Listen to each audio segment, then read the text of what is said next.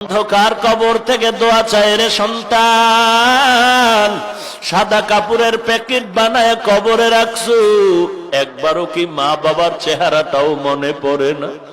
ওই মা বাবার জন্য কি মায়া হবে না? ওরে মায়ের কথা কি ভুলে গেছো রে সন্তান?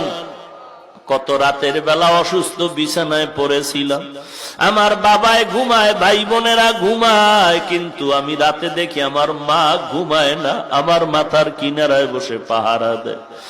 আম্মাকে বললাম, মা কেন তুমি ঘুমাও না?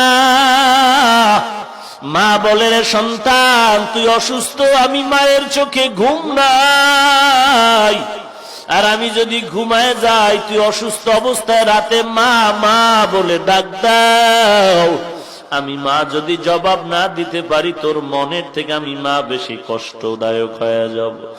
ওই মা বাবারে কবরে রাখিয়া সন্তান কিভাবে ঘুমাও? ওই মা বাবার জন্য কি একটু দোয়া করতে পারো না?